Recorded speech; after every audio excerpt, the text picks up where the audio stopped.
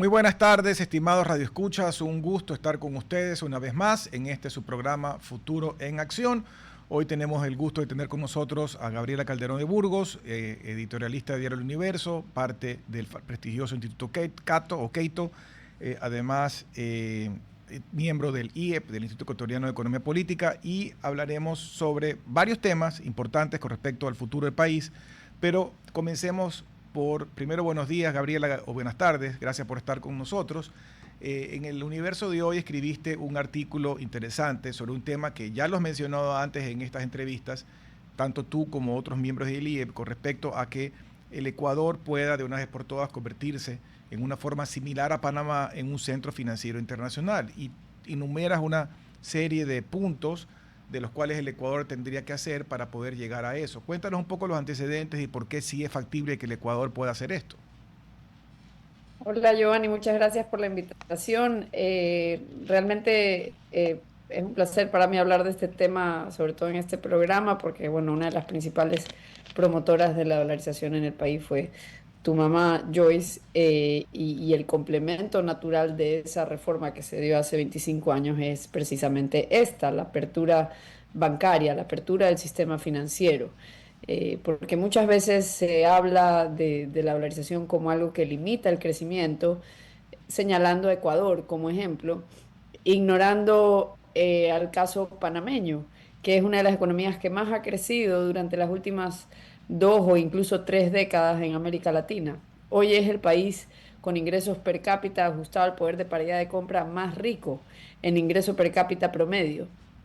Y es una economía que al haber realizado esta reforma en 1970 no tenía pues mucha más riqueza que el Ecuador, no tenía más diversidad en su canasta de exportación, no tenía riqueza de recursos naturales, y hoy en día Panamá, su riqueza es en el comercio de servicios financieros y logística del comercio.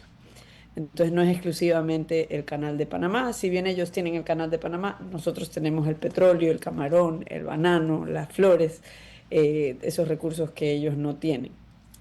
Y yo creo, Gabriela, también que Uruguay no es como el nivel de Panamá, pero Uruguay también hacia Mercosur también es un centro financiero, a pesar de que ha tenido algunos gobiernos recientes llamados socialistas, pero han sido socialistas inteligentes y no se han ido en contra de esa apertura financiera que ha tenido Uruguay. Claro, y el tema de Uruguay tiene mucho que ver con el desastre de Argentina, ¿no? Digamos, uno, Y a veces de Brasil. y de Brasil, Sí. si a veces es impresionante. Uruguay es la impresión cuando uno visita Uruguay y generalmente aterrizas en Buenos Aires y coges el buquebús y vas a Uruguay o si lo visitas en distintas ocasiones, es que Uruguay es como una versión alternativa de Argentina donde las cosas funcionan, pero culturalmente es exactamente igual, tienen el mismo acento, al menos desde afuera, para nosotros que Claro. somos de países andinos se ve como que casi sin distinción la manera en que hablan, la manera en que se visten, todo culturalmente parecen muy similares, pero todo funciona. En cambio, en Argentina hay muchas trabas, muchos problemas, muchas complicaciones. Y yo creo que sí tiene que ver con que Uruguay hace mucho tiempo, y parece ser una política a través de gobiernos de distinto sello ideológico, de que ellos son un país pequeño, me parece que es alrededor de 3 millones de personas, 3,5 millones, que para desarrollarse tienen que mirar hacia afuera. Son más similares a una economía isleña que a una economía de un país grande. Y esto es algo que también se dieron cuenta en Panamá, algo que también se dieron cuenta en Singapur, en Hong Kong, que son lugares que se destacan por tener centros financieros importantes dentro de su economía. O sea, el sector financiero de estas economías es una industria importante a nivel nacional y que algunas personas pensarán, dicen, bueno, ¿eso para qué? Para tener edificios bonitos, un barrio de puros edificios de banqueros y que solo se beneficien un poco de gente. No, realmente la intermediación financiera, lo que hacen los bancos y los servicios financieros, porque ya no solo los proveen los bancos, sino también la fintech y todas estas nuevos tipos de entidades que han sido posibles mediante la innovación en el mundo financiero, lo que son es como las arterias de la economía, por donde fluyen los recursos, el crédito, el financiamiento, y al haber mayor volumen y mayor acceso a ese crédito en mercados formales, se posibilitan muchas inversiones y muchos emprendimientos que de otra manera quedan como sueños no realizados. Y mira que con sana envidia, Panamá, el otro día hablando con una persona que tiene un negocio allá y que de ese negocio exporta hacia el resto de la región, más bien tienen a veces problemas de conseguir gente, es decir, hay mucho empleo, no tienen el problema de desempleo que tenemos nosotros.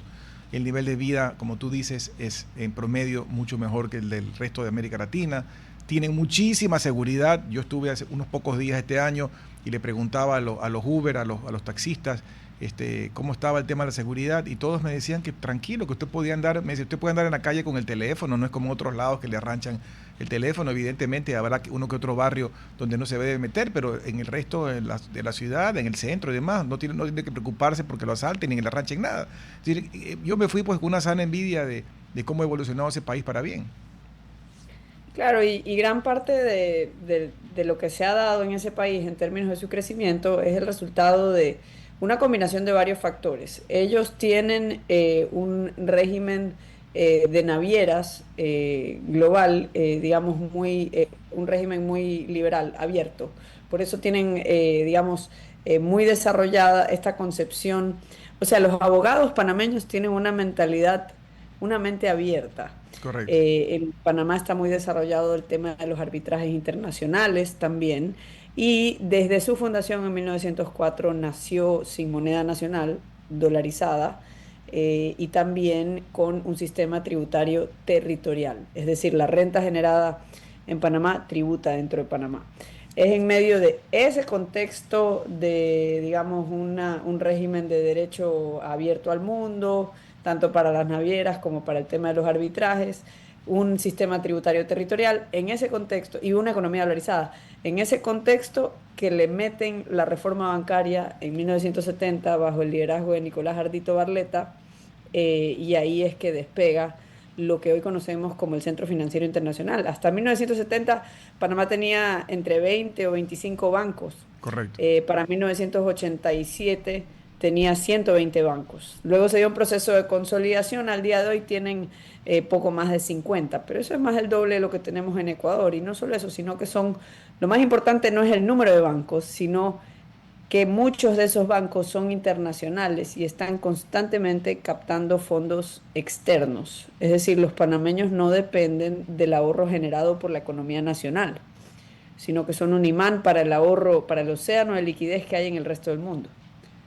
Yo tuve el gusto de conocerlo a Nicolás Ardito Barletta aquí en Guayaquil en algún evento que hizo mi madre, no sé si tú lo conociste, creo que ya falleció, no estoy muy seguro, pero la verdad es que es un gran señor y él tuvo la oportunidad de relatar esa experiencia histórica del cual fue él parte en el nacimiento del modelo financiero de Panamá. Ahora, tú en el escrito de hoy mencionas algunos puntos que el Ecuador tendrá que corregir para poder alinear el país en ese objetivo.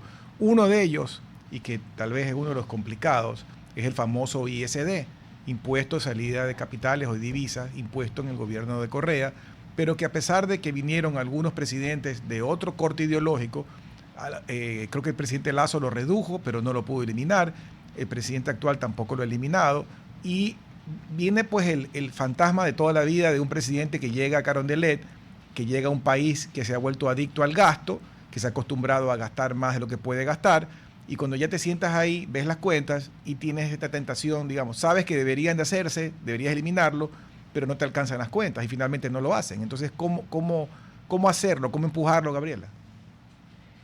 Yo creo que primero hay que fijarse una meta. ¿Cuál es la meta de Ecuador hoy? ¿Cuál es el norte? ¿Qué es lo que queremos ser? Eso tiene que ver también con un problema de identidad, o sea, cómo nos queremos posicionar frente al resto del mundo, en qué podemos estar de acuerdo. Creo que un acuerdo básico es esto de la dolarización. No es algo que no se discute, digamos, la mayoría de la gente está de acuerdo en que ese sea el régimen monetario del país. Ok, entonces, si tenemos la dolarización, ¿cuál es el complemento natural de una economía dolarizada? Ser un país No abierto. solo una economía abierta, hacia lo cual ya 4 administraciones consecutivas se han estado dirigiendo, abriéndonos cada vez más al comercio a través de tratados de libre comercio.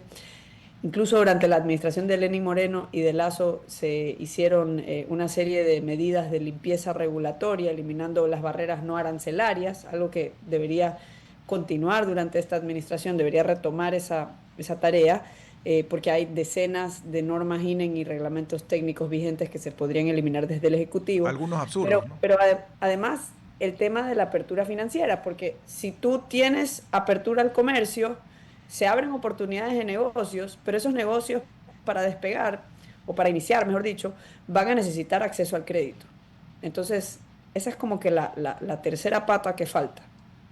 Claro, y a pesar de que obviamente mejoró el acceso al crédito después de la dolarización y ahora las personas pueden endeudarse a más largo plazo para hipotecas y demás, aquí hemos tenido algunos entrevistados a lo largo de los últimos meses, sobre todo jóvenes empresarios, que se quejan que para proyectos nuevos y empresas nuevas es muy difícil para un joven emprendedor ir a tocar a la puerta a un banco y conseguir crédito para un nuevo negocio, aunque tuviera, porque claro, te piden un montón de los bancos se defienden diciendo, bueno, yo aplico la normativa que existe en el Ecuador y tengo que pedirle pues un montón de hipotecas y de prendas y demás que normalmente pues un emprendedor joven no tiene.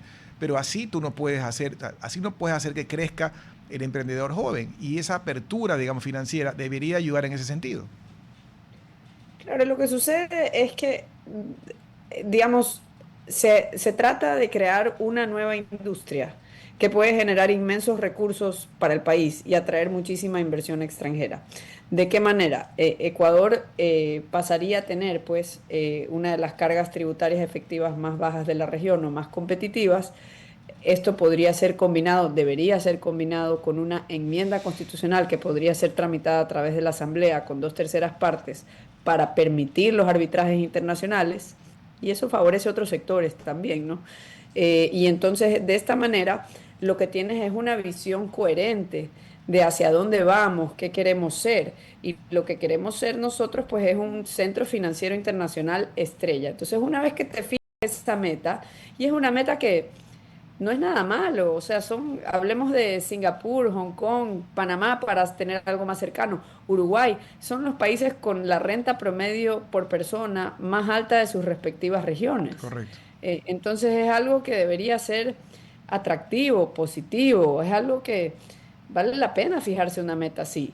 Y la gente lo desestima, porque realmente, si te pones a pensar, ¿qué es lo que tiene Singapur y Hong Kong? Realmente, en 1960, unos expertos en desarrollo económico estimaban que la perspectiva de desarrollo a largo plazo en Hong Kong eran pobrísimas, porque era una isla que consistía básicamente de rocas, o sea, no tenía tierra arable, no tenía mayor recursos naturales. ¿Y qué sucede después de 1960? Hong Kong, bajo el tutelaje pues, de autoridades del Reino Unido, deciden que como no tenían cómo hacer plata o cómo enriquecerse en base a recursos naturales, que se iban a enriquecer convirtiéndose en un hub de comercio y finanzas en una región que estaba sufriendo de mucha represión Correcto. de comercio y Un centro de finanzas. libertad dentro de un mundo cerrado, ¿no? Exactamente, un oasis de libertad en medio de muchos problemas. Estamos hablando de que Hong Kong, su desarrollo despega, y el de Singapur también, ¿no? Despega cuando hubo pues la guerra de Vietnam, la guerra de Corea, conflictos graves, grandísimos, a los cuales afortunadamente no hemos estado expuestos en el Ecuador. Y aún así empieza a despegar. Entonces, ¿por qué es que despega? Porque alguien planificó cuáles eran las industrias ganadoras. No, es porque se abrieron al comercio y a las finanzas internacionales de tal manera que muchas personas que querían mejorar su situación empezaron a experimentar. Inicialmente, en el caso de Hong Kong, del cual conozco un poquito más que el de Singapur, empezaron a fabricar juguetes y todo tipo de cosas de plástico y exportaban eso. Conforme les fue bien y se volvieron muy productivos, ya dejaron pues esa producción de menor valor agregado y se empezaron a concentrar más en logística comercial y también en servicios financieros. Y hoy son lo que son. Pero no siempre fueron así, porque hay que recordar que en 1960 Ecuador tenía un ingreso per cápita similar al de Hong Kong. Y hoy en día el habitante de Hong Kong tiene un ingreso superior al habitante promedio del Reino Unido. Increíble. No, y el caso de Singapur es parecido, el caso de Taiwán también es parecido. Taiwán inclusive ya no exporta también. En una época exportó cosas baratas, como tú dices, pero Taiwán hoy en día exporta microchips exporta temas de alto valor tecnológico y electrónico, exporta inclusive hasta bicicletas de alta competencia, es decir, entró en otro mundo de la alta tecnología y de alto valor agregado y ya dejó el otro tema atrás. Y eso es algo que el Ecuador, tú mencionabas el modelo del Ecuador, la visión del Ecuador, y eso es lo que no me queda claro, porque hemos sido exitosos y seguimos siendo exitosos en algunos sectores como camarón, banano, cacao, atún, etcétera. Y esos son sectores netamente exportadores, abiertos al mundo, altamente competitivos porque compiten libremente con otros países, inclusive países que son mucho más grandes que el Ecuador. Pero el Ecuador como tal, no, a pesar de que digan lo que digan y a pesar de que siguen repitiendo la mentira de que aquí hubo una larga noche neoliberal, aquí nunca ha habido un modelo liberal. Aquí evidentemente nos hemos abierto más, como tú dices, al comercio. Hemos ido poco a poco, lentamente, atrás de los vecinos, porque entramos, por ejemplo, en la Unión Europea mucho después de Perú y de Colombia, y eso nos costó que todavía tengamos que tener visa para ir a Europa. Pero en eso hemos evolucionado lento, pero sí, pero no en la parte financiera y no en otras cosas, inclusive en general, en la burocracia, en la cantidad de requisitos, regulaciones, en el tema laboral que hemos hablado contigo varias veces. No hemos evolucionado y no se trata de perjudicar a nadie ni quitarle derechos, pero es el tema de modernizarlo. Entonces decimos por un lado que queremos abrirnos el mundo, pero por otro lado seguimos enquistados en una visión un poco antigua. Claro, y hay muchas cosas que requieren de reformas y cambiar la manera de pensar, ¿no? Repensar el país de cierta forma. Y una de esas es ciertamente el régimen laboral, otra de esas ciertamente es el régimen de seguridad social, porque eso es insostenible como está. Sin poner la balanza a favor o en contra de determinado sistema de seguridad social, lo que tenemos que aceptar como una sociedad de personas responsables, libres y responsables, es que el sistema actual digamos, su quiebra está anunciada, es insostenible. Puede gustarte o no ideológicamente, pero es una realidad que no es sostenible bajo las condiciones actuales y que en un sistema político y democrático no va a ser tolerable una mayor carga de aportes o una mayor carga para sus afiliados. Entonces, sí o sí, tendremos que en algún momento sentarnos a conversar sobre una reforma a ese sistema que ya sabemos que no va más. Pero yo creo que eso es algo muy complicado, muy difícil. No creo que hay un clima de opinión listo para tener una conversación seria donde se pueda lograr consensos importantes acerca de eso. Otra cuestión importante es el régimen laboral, pero creo que habría una oposición política organizada En contra. tremenda.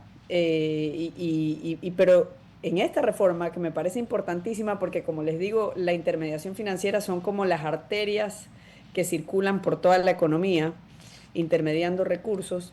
Esta reforma yo le veo una potencial oposición no tan importante. Es decir, sí tendría una oposición, pero esa oposición, que podrían ser funcionarios del Banco Central que verían su poder y funciones reducidas, que podrían ser algunos actores del sistema financiero local que preferirían no estar expuestos a la competencia con bancos internacionales, pero también pueden ser los nacionalistas y progresistas de siempre. Esos tres grupos entre sí es difícil que se pongan de acuerdo como para orquestar una oposición similar a la que tuvo la eliminación del diésel, que Correcto. nadie creía que era posible. Entonces yo creo que esta reforma es importantísima y sin embargo creo que no se enfrentaría a una oposición política tan importante como lo que vimos con el diésel. Gabriela, uno de los puntos que tú mencionas en el escrito de hoy hace referencia a la legislación para que puedan entrar. Yo conversaba hace, no ahora, pero tal vez un par de años atrás con un amigo banquero y él me decía que realmente no había nada que lo prohíba. Entonces no sé si eso es exactamente correcto o no. Él decía, no, aquí cualquier banco internacional puede llegar, aquí no hay ninguna ley que los prohíba. ¿Qué es lo que tú has investigado al respecto? Claro, digamos, yo puedo decir que te invito a mi fiesta y te estoy invitando, pero a ti te digo que cuando vayas a querer salir te voy a cobrar la salida. Bueno, ese es el ISD. Ese es el ISD. Yo te puedo decir que tú estás invitado a mi fiesta, pero cuando entres a mi fiesta yo te voy a decir con quién puedes conversar y con quién puedes estar. Correcto. Y hay otras fiestas donde tú puedes estar con quien tú Entonces no quieras. voy a la fiesta. Y prueba de Y ello claro, que aquí, porque es como que las reglas no son iguales para ti que para los que ya están adentro de la y fiesta. tenemos una Eh, desventaja de tamaño, que obviamente es el mismo caso de Panamá. O sea, la gente está en Panamá no por el mercado interno, sino por toda la conveniencia global o regional de estar en ese centro financiero. Entonces, no es que es porque tenga un mercado doméstico grande Panamá, como tampoco lo tiene Uruguay y tampoco lo tiene Ecuador. Entonces, no es por eso que no han decidido venir. Y tú tienes aquí bancos regional, bancos grandes como los españoles, Santander, no está aquí, BVA, no está aquí. Citibank, por ejemplo, está aquí, pero con una presencia muy reducida de lo que tuvo antes, porque en una época tuvo inclusive sucursales y una banca, digamos, doméstica importante que la dejó a un lado. El Banco de Londres, que tenía un nombre, luego se llamó Lloyds, también salió. El holandés unido, que luego era ABN AMRO, también salió. Más bien hemos ido perdiendo. claro, o sea, lo que sucede es que, por ejemplo, la Junta de Política Monetaria y Financiera, al momento de que se presente un banco extranjero que quisiera venir, tiene el poder de vetar ese ingreso, por ejemplo. Entonces, no está prohibido, pero si no me parece, tengo la discreción de decir no, no me parece que ingrese este nuevo banco. De ahí hay otra cuestión de nivel constitucional, porque es bien intervencionista y bien prescriptiva nuestra constitución. A nivel constitucional se dice que los banqueros no pueden tener, si son banqueros, no pueden tener inversiones en prácticamente nada Ah, más. correcto. Y eso va en contra de prácticas comunes en el resto del mundo, porque aquí tenemos este trauma de la crisis financiera del 98 al 99 por el tema de los préstamos vinculados, pero el problema no eran los préstamos vinculados, el problema era un problema monetario con su origen en el Banco Central, que es una institución que perdió la necesidad de ser luego de que el país se dolarizó. Panamá no tiene un banco central, nunca lo ha tenido. Y se fueron a otro extremo, porque Hubo por una inclusive semana y hubo una protesta popular allá por el año 1900, me parece que fue 1940 o 1947, y se acabó la idea del experimento de Banco Central en Panamá. Duró 7 días exactamente, y los billetes que emitió se llaman billetes de 7 días, que son muy valiosos en mercados de colectores de billetes porque son una rareza. Pero la cosa es que, digamos, aquí en la Constitución te dice eso. Por otra parte, la legislación quiere determinar cómo se conforma el directorio de tu banco. La Constitución también, no la Constitución, el Código Orgánico Monetario y Financiero quiere también dirigir de cierta manera la composición de la cartera de créditos. O sea, en dónde, cuál es el mix de inversión de esa cartera de créditos. no, y Y pusieron reglas súper restrictivas. Inclusive si tú eres director de un banco, puedes ir, pues no solamente respondes por tus acciones en el directorio, pero si el banco llega a quebrar, te persiguen hasta con tus propios bienes personales, como sucedió, digamos, en una época. Entonces es un tema de alto riesgo ser miembro de un directorio de un banco. Tú decías lo del tema de poder tener acciones o participar en otros negocios. Olvídate inclusive de negocios productivos, ser camaronero, bananero, pero en un cierto momento se consolidaron grupos financieros que tenían negocios relacionados, como la compañía de seguros, como el tema de la casa de valores o como la fiduciaria, lo que sea. Todo eso se quedó prohibido, tuvieron que desmembrarse. y eso no es el problema en sí, porque si tú tienes un sistema financiero integrado al del resto del mundo, tienes un grado de competencia mucho mayor y también un grado de transparencia muy superior. Porque una cosa que también logra atraer a otros actores internacionales al sistema financiero es que nuestra legislación aquí esté adaptada a las normas internacionales en cuanto a transparencia. Entonces, si es que tu banco tiene préstamos vinculados, pero está claro como la luz del día cuáles son esos préstamos vinculados, tú como cliente puedes estar informado y tú decides y eres libre de elegir entre una cantidad mucho mayor de bancos en donde depositar tu dinero. Correcto. Bueno, vamos a irnos a Entonces, un, co- el, a un pro- el corte. problema no Sí. es tanto los préstamos vinculados, el problema es que había un banco central que emitía cada rato para rescatar a distintos bancos de tal manera que se socializaban las pérdidas, y eso era posible con el sucre, eso ya se acabó, con el dólar no se puede hacer eso. Entonces el comportamiento de la banca se volvió mucho más prudente, mucho más conservador. Lo que sucede en Ecuador es que como no estamos conectados a los bancos internacionales y no estamos conectados a este océano de liquidez a nivel internacional, no tenemos prestamista de última instancia. Entonces, al no tener ese prestamista de última instancia, los bancos se autoimponen un encaje muy por encima del encaje legal, y eso hace pues que sea muy costosa la intermediación financiera en Ecuador versus un país como Panamá. Bueno, vamos a un corte breve y regresamos en unos minutos para seguir con este interesante diálogo. RTP 96.5, a la conquista del mundo digital. Presenta sus nuevas instalaciones y tecnología de vanguardia. Renovamos nuestro compromiso de seguir brindando contenido útil y de la más alta calidad. Programas de opinión con referentes de la comunicación. Noticias para contar todo lo que está pasando en todo momento. Una variedad de segmentos con lo que necesitas saber. Y asociaciones internacionales estratégicas. Todo para mantener a nuestra audiencia y seguidores siempre bien informados. Siempre en RTP. Buena compañía. Gracias por regresar con nosotros a su programa Futuro en Acción. Para las personas que recién se enganchan, estamos conversando con Gabriela Calderón y hemos venido hablando sobre la modernización o sobre los cambios que pudieran venir al Ecuador si se reabre el sector financiero para la entrada de bancos internacionales, como se desarrolla un sector financiero potente como tiene el caso de Panamá.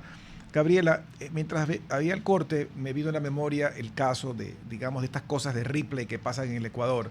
Yo recuerdo que en cierto momento el Ecuador fue pionero en el desarrollo de la microbanca o los microcréditos.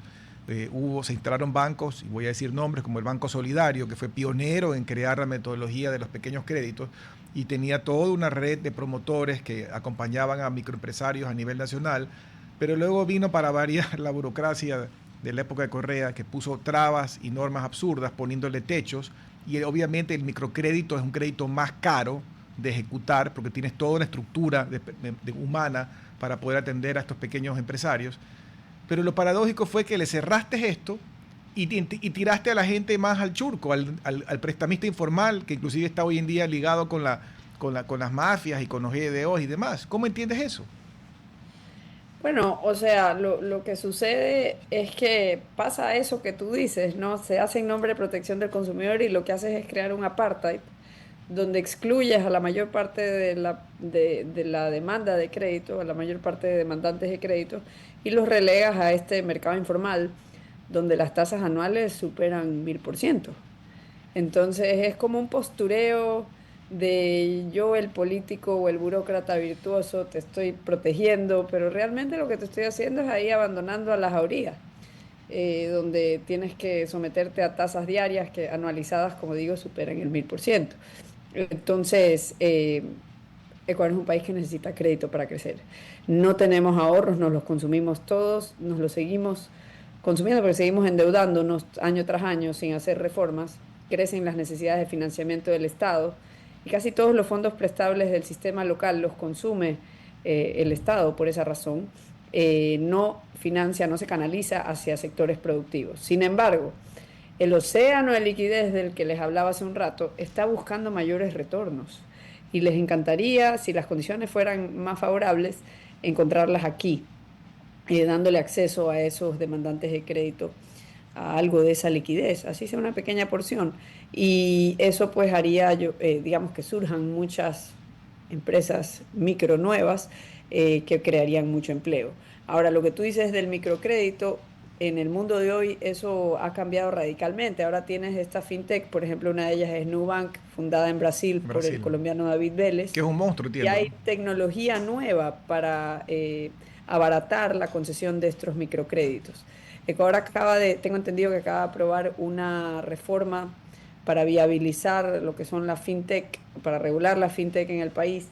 Lo único es que sé que comprende la prohibición de captar depósitos y la prohibición de emitir tarjetas de crédito. Entonces, pero la historia de éxito de Nubank es que encuentran en la regulación brasileña una laguna legal que no prohibía, si bien prohibía que capte depósitos, no prohibía que emita tarjetas de crédito. Y ahí empieza la historia de David Vélez, hoy multimillonario, pero no solo se benefició él, sino que ha beneficiado a miles de usuarios de Nubank, que gracias a esa aplicación y a esa laguna legal en Brasil, tanto en países como, bueno, ahora también está en México, han tenido acceso a microcréditos. Nubank tiene una operación bien curiosa, ¿no? O sea, empiezan con créditos de hasta $10 y su sistema de calificación del sujeto de crédito se basa en referencias de usuarios previos. Es decir, esto es muy sencillo de entender. Si yo te conozco a ti, y tú eres una persona medianamente sensata, responsable, tú me vas a recomendar a tu amigo, yo voy a asumir que tu amigo también es más o menos como tú, de responsable. Pero se empieza con eh, créditos muy pequeños, incluso de $10, y luego estas cosas pueden ir subiendo, ¿no? El negocio ha crecido mucho hacia otros rubros, incluso tiene pólizas de seguros ahora también en algunos países, pero eso aquí es como que se hace una reforma, como que por un lado se quiere permitir eso, pero por otro lado se lo limita. Entonces dice, ya, ok, sí, sí queremos fintech, pero aquí no puedes emitir tarjetas de crédito. Claro, y mira que creció en Brasil, se ha expandido a otros países, no sé si ya entró Colombia a también. Colombia, que es el país de origen de este señor Vélez, pero Ecuador no entra. Y Claro. hay muchas otras historias de éxito, por ejemplo, Revolut que creo que comenzó en uno de estos países tipo Letonia, Estonia, uno de estos. Ahora creo que la sede ya la cambiaron, no sé si a Reino Unido o a Irlanda, pero también es un monstruo. Y básicamente todo es digital. Y así como esos hay muchos otros, pero Ecuador sigue, como siempre, lento en adaptarse a las cosas. Claro, y el mundo sigue avanzando. O sea, cuando empezamos a discutir esto, habrá sido a principios de los 2000, ni siquiera se podía uno imaginar el mundo de la fintech. No existía todo lo que hoy es Big Data. Todo este manejo de información no existía, o se pensaba que estábamos años luz de algo como la inteligencia artificial. Y todas estas innovaciones, todas estas herramientas puestas al servicio de las finanzas abren un mundo nuevo de oportunidades para incluir a muchas personas que han sido excluidas del sistema financiero formal. Gabriela, en algún punto de la conversación hemos tocado lo de la irresponsabilidad del Ecuador con respecto al gasto. Y aquí hemos tenido muchas veces a ex ministros como Fausto Ortiz, Mauricio Pozo, o también personas de alto conocimiento que no han sido ministros como Jaime Carrera. Y todos señalan que realmente el Ecuador fue irresponsablemente creciendo en su demanda financiera, en su consumo de recursos, en los presupuestos, pero no hubo la réplica de generar ingresos y nos fuimos acostumbrando a recibir más endeudamiento, a crecer en el endeudamiento. Pero esto, así como en una familia, tú puedes acostumbrar a tu familia a vivir por encima de tus posibilidades porque tarjeteas todo, pero llega un momento que ya no hay tarjeta que te sirva. Todo te explota y tienes que ver cómo renegocias o quiebras, lo que sea. El Ecuador parece que esto es un barril sin fondo, no hacemos los ajustes adecuados, no tenemos, por ejemplo, un presupuesto base cero como para decir qué puedo gastar de acuerdo a lo que tengo. Ahora alguien se quejaba de que el cumplimiento presupuestario en este año estaba muy bajo, abajo del 60%, pero alguien me decía, bueno, pero es porque si no hay plata, cómo van a cumplir? Entonces, esta responsabilidad fiscal en el Ecuador no se acaba de entender y algún día hay que poder tener el apoyo popular para hacer que realmente los gobiernos se manejen de acuerdo a parámetros racionales de responsabilidad fiscal. Es que son varias cosas que los incentivos están mal alineados, ¿no? La gente, uno le pregunta qué opinión tiene, por ejemplo, de los políticos. Suele ser una opinión terrible. Esto se ve reflejado en las encuestas de opinión pública donde consultan, confía en las Fuerzas Armadas, confía en la Iglesia, confía en la asamblea o el Congreso. Y lo que vemos, y es un fenómeno alrededor de América Latina, ¿no? Lo que vemos es que las instituciones que peor confianza suelen tener de estas mencionadas suele ser el Congreso, porque el Congreso es como la personificación de la política, de los políticos. Y la gente tiene pues una opinión paupérrima de los políticos. Sin embargo, uno se da la media vuelta y le dice a la misma persona, ¿quién debería estar a cargo de la educación y de la salud? Debería ser gratis la educación y la salud. Y mucha gente te dice el Estado, y sí, debería ser gratis y de acceso universal. Entonces a esos políticos de los cuales piensan muy mal, en los cuales confían muy poco, les quieren confiar cosas sumamente importantes, como el manejo del recurso más valioso que tiene el país, que es el petróleo, como el manejo de la electricidad, todos los tramos de la electricidad, la generación, la transmisión, la distribución, como la educación, la salud. Y sin embargo, terminamos en una cosa muy paradójica, un país donde las cosas como la telefonía celular funcionan sin exabruptos relativamente bien y realizan sus inversiones y expanden su cobertura, y 3 meses de apagones. Escasez de cupos en colegios fiscales. Problemas todo con tipo las cédulas, de pasaportes. escándalos de corrupción en los hospitales públicos, en los hospitales del IES. Entonces, ¿qué es lo que pasa? Que hay una como desconexión entre esa desconfianza de los políticos, pero preferencia política para darles cada vez más responsabilidades y poder a los políticos. Y cuando tú le das responsabilidad a alguien, digamos, la dejas de asumir tú. Y tú pierdes esa libertad para elegir sobre eso. Entonces, como que mucha gente tiene, yo creo que esta desconexión. Por otra parte, las personas que pagan la mayor parte de los impuestos son personas que forman parte de la economía formal, que suelen tener un ingreso promedio más alto de aquellos que no están en la economía formal, y precisamente por tener ese ingreso promedio más alto, ellos pagan por salir de ese sistema que provee servicios públicos deficientes. Entonces, le cobramos cada vez más impuestos a los pocos que pagan impuestos. Esos pocos que pagan impuestos pagan para que no los molesten, optan salir del sistema pagándose su seguridad privada, educación privada, salud privada, también electricidad privada, cuando pudieron tener acceso Así a es. generadores eléctricos. Que es como si fuera otro impuesto. Y los que no pagan impuestos no sienten la carga del Estado y dependen de esos servicios gratuitos de mala calidad que provee el Estado, como es la educación, la salud. Y como dice el dicho, al caballo regalado no se le mira el diente. No se sienten con derecho a reclamar por algo que están recibiendo gratis. Lo que esperan, con mucha esperanza, es poder algún día ganar un poco más para poder elegir una mejor educación para sus hijos, para tener acceso a mejores servicios de salud. Entonces, lo que realmente necesita el país es enfocarse en objetivos que valen la pena. ¿Cuál es el objetivo que vale la pena y que resuelve muchos problemas? El crecimiento económico. No hay forma de salir de la crisis fiscal que tiene el Ecuador si no crecemos más. El Ecuador no crece, el ingreso per cápita, la población sí crece, el ingreso per cápita no crece. Es decir, hay que crecer, son ya 2 generaciones ecuatorianos por lo menos que sienten que están estancados. O sea, el ingreso promedio por persona en el Ecuador entre 2013 y 2023 prácticamente no creció, es 0,3%. El crecimiento generaría empleo, mayor empleo daría mayor aportación a la seguridad social y irías mejorando la problemática del IES.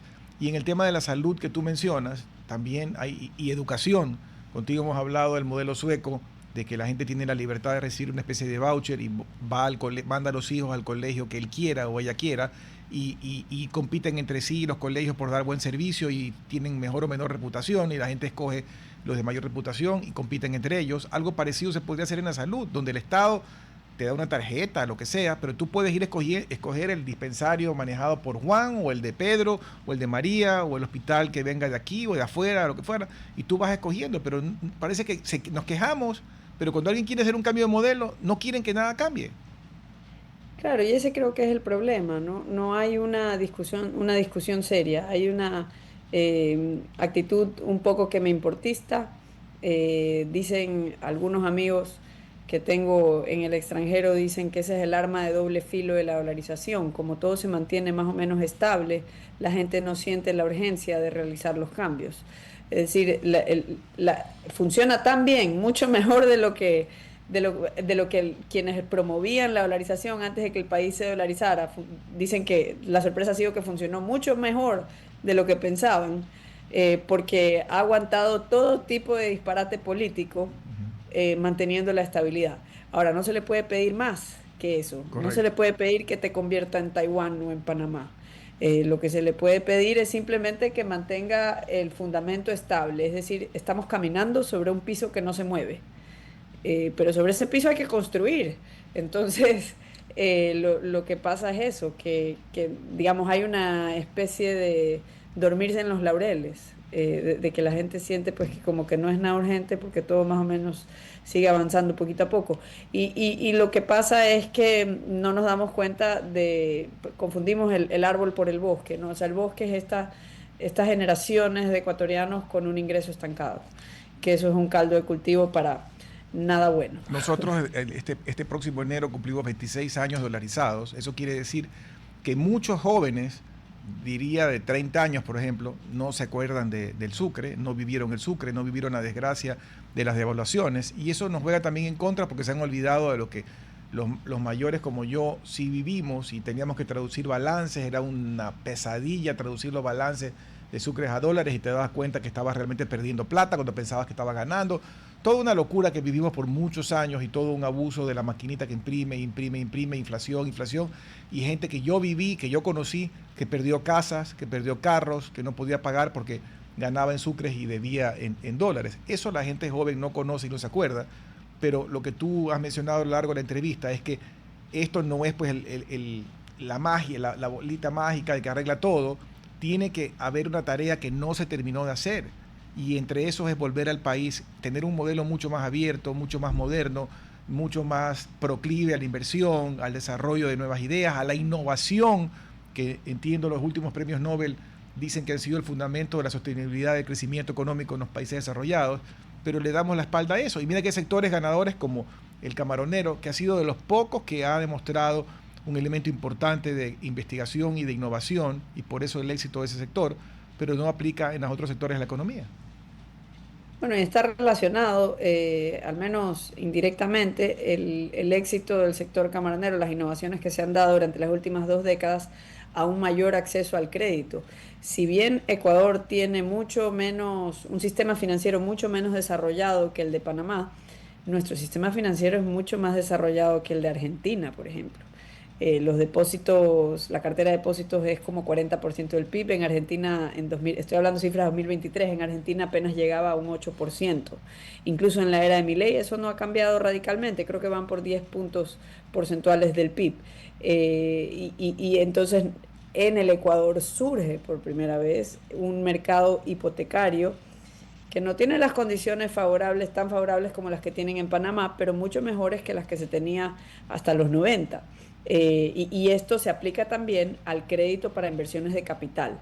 Lo que los camaroneros hicieron fue invertir, fueron pioneros en la adopción de tecnologías de punta para el cultivo en cautiverio, como por ejemplo los comedores con sensores de sonido, como comedores automáticos, también todo este tipo de software y herramientas de cultivos con precisión.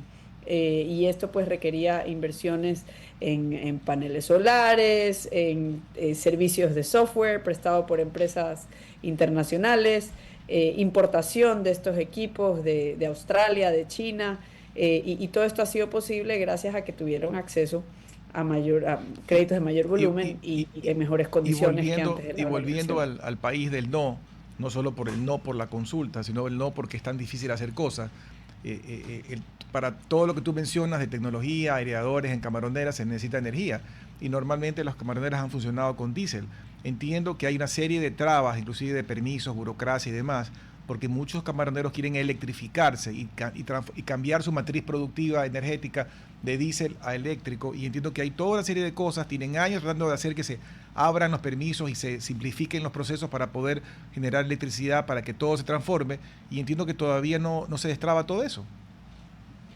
Claro, es muy difícil, pero sin embargo es una industria que es líder a nivel mundial.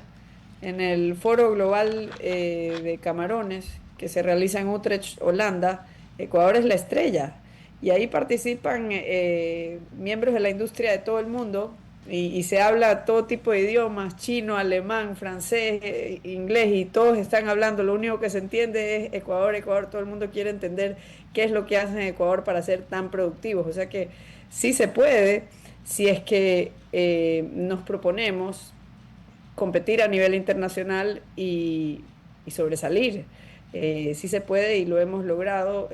Hay muchos ecuatorianos que lo han demostrado, tanto de manera individual como grupal, en términos de esta industria que es líder a nivel mundial, ¿no? Hay muchos otros ejemplos, pero ¿qué es lo que tienen en común estas historias de éxito? No fue algo planificado, fue algo casi accidental. Nadie se hubiera imaginado que el sector de los camaroneros iba a ser lo que es hoy en su importancia en la economía nacional en el año 1980. Así es. Es algo que se desarrolla de manera casi accidental, no fue parte de un plan del Ministerio de Agricultura No, digamos, no es que dijeron el futuro es vender camarones hechos en piscina, no, o sea, fue algo casi accidental. Tuvieron una crisis terrible que decimó la producción en un 70% en un solo año con la mancha blanca. Que fue un fenómeno natural, y no recibieron ayuda estatal, tuvieron que arreglárselas solos para salir de ese hueco. Muchos fueron destruidos, digamos, no se lograron recuperar ni volver a levantar de eso. En ese momento otros vieron la oportunidad de ingresar a la producción camaronera, que parece una locura en el momento de la mancha blanca.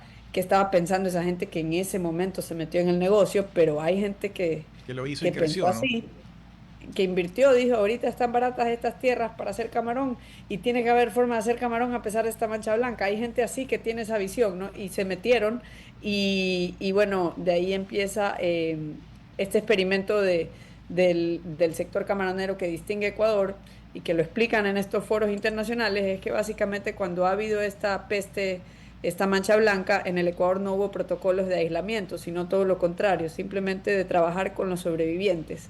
Y por eso Ecuador hoy en día es líder en larvas. Las larvas de camarón, la larva ecuatoriana es muy estudiada a nivel mundial porque es un camaroncito, es el niño que se revolcó en el lodo y entonces a ese niño no le cae mal nada y no le hacen nada a los virus como en la mancha blanca. Entonces es la antítesis de lo que ha pasado en muchos otros sectores, como por ejemplo el sector banano. El sector bananero es un sector que ha tenido una evolución contraria, porque incluso existe una ley del banano, no existe una ley del camarón. Así es. Y entonces hay mucha intervención, hay un precio oficial del banano, todavía, no existe un precio oficial del camarón.